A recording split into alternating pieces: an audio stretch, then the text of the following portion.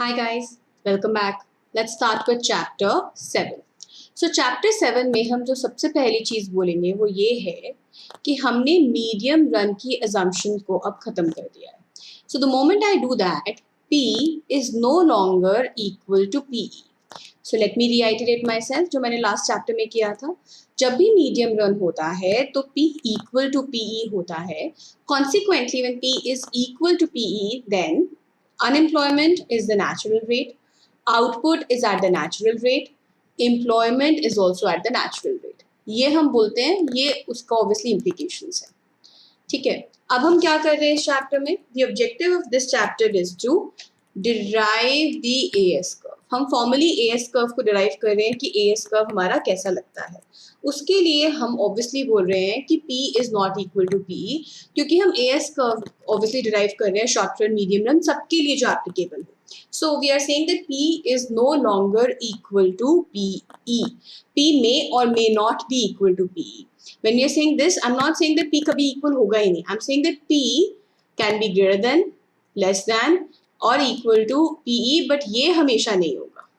This is not a condition anymore. Fair point? ठीक है. So let's start with the basic. हम लोगों ने last chapter में एक weight setting equation निकाली थी, which was W is equal to PE, a function of U, Z. फिर हमने उसके बाद एक price setting equation निकाली थी, which was P is equal to W into 1 plus mu. Right? So, can I write this as W is equal to P upon 1 plus mu? लिख सकती हूँ. इसको मैंने इधर डाला. So, I get P upon 1 plus mu is equal to PE, a function of U, Z. Right? Now, I'll rewrite it. P upon 1 plus mu is equal to PE, a function of U, Z.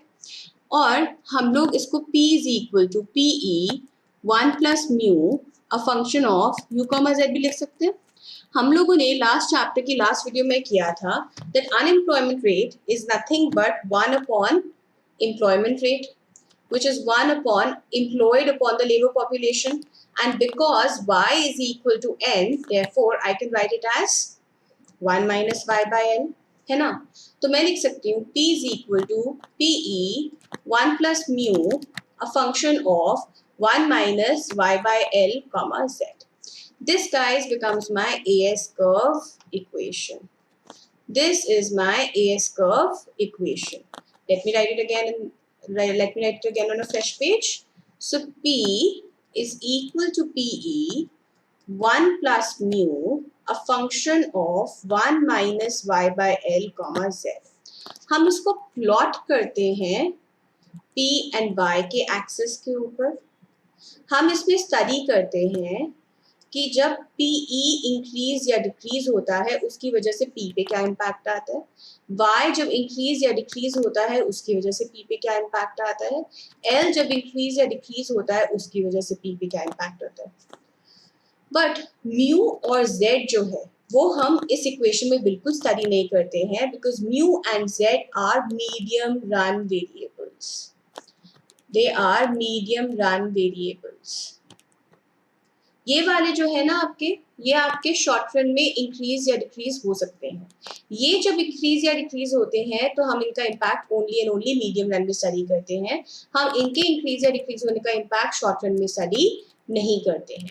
It's like a golden rule. You have to remember it. Make a note of it. I know macro में मैं आपको बहुत सारे छोटे-छोटे I'm telling you to make a note of things. They are very important, guys. ताकि आपको ये वाली चीजें ना कभी कंफ्यूज ही ना करें, इसलिए आपको ये चीजें बॉक्सेस में लिखनी है ताकि जब आप अपने नोट्स रिवाइज करें खुद तो ये वाली चीजें आपके ऊपर स्प्रिंग आउट करें. म्यू और जेड शॉर्ट रन में स्टडी नहीं करते हैं. म्यू और जेड चेंज हम स्टडी करते हैं सिर्फ और सिर्फ मीडियम रन में. ये हम स्टडी करते हैं शॉर्ट रन में भी. Alright, so let's start. सबसे पहले I will talk about what happens when y increases. What happens when y increases. y increase करा मतलब आउटपुट इंक्रीज करा. आउटपुट कैसे इंक्रीज करवाएगा? जब एम्प्लॉयमेंट इंक्रीज करवाएगा. एम्प्लॉयमेंट इंक्रीज करा मतलब अनएम्प्लॉयमेंट फॉल करा, अनएम्प्लॉयमेंट फॉल करा मतलब now the bargaining power, remember last chapter bargaining power, when unemployment falls the bargaining power goes to the labour, क्योंकि लेबर को पता अनएम्प्लॉयमेंट कम है, इसका मतलब अब तो मुझे नौकरी बहुत आसानी से मिल जाएगी. That means he will obviously want wages to increase. When wages increase cost of production of the firm increases.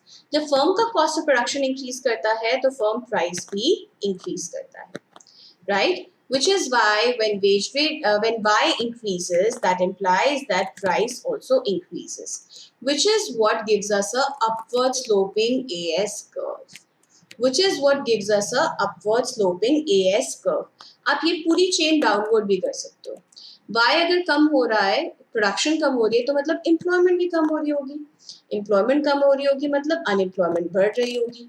Unemployment बढ़ेगी तो बार्गेनिंग पावर फर्म के पास जाएगी. फर्म वेज रेट कम करेगा, वेज रेट कम करेगा तो कॉस्ट ऑफ प्रोडक्शन भी कम होगा, cost of production कम होगा तो प्राइस भी कम होगा, which means that we are moving along the curve downward.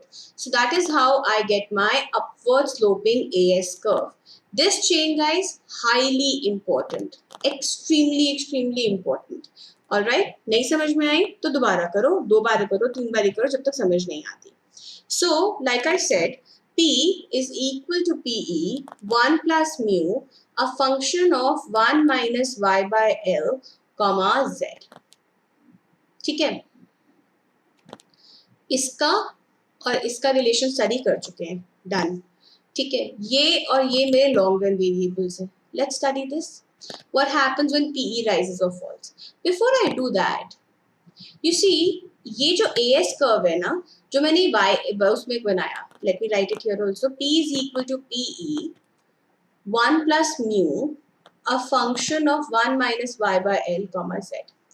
So when y is increasing, P is increasing.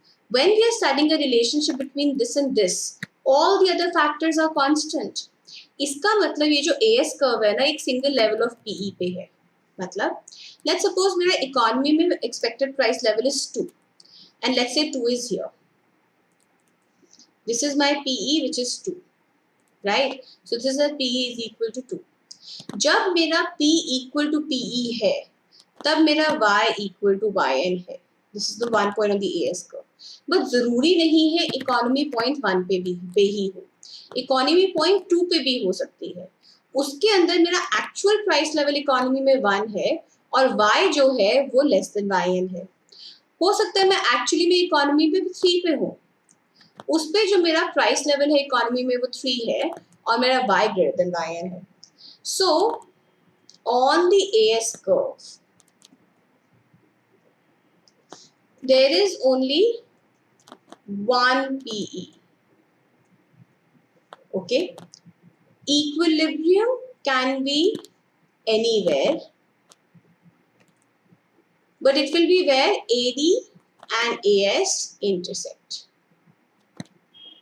ठीक है, which means what? Which means that when I increase or decrease my PE, then the AS curve will shift upward or downward.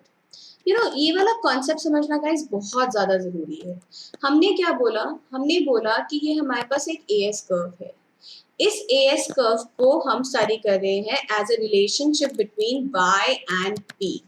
इस AS curve पे PE constant है, mu constant है, L constant है, Z constant है. ये 3 factors इतने important नहीं है क्योंकि वो तो हमारे लिए इजी है समझना कांस्टेंट है. ये समझना जरूरी है कि ये भी कांस्टेंट है.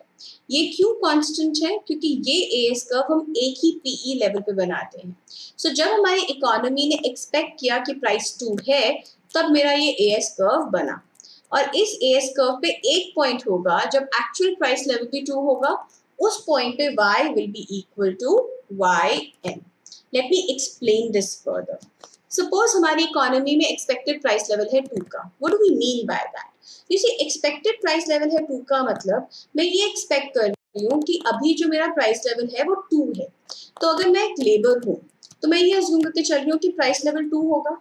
प्राइस लेवल अगर 2 होगा तो ऑटोमेटिकली मैंने आई एम अ लेबर, मैंने जो आपसे, आप फर्म हो, ठीक है, so I am saying you are a firm, me is a labour, ठीक है।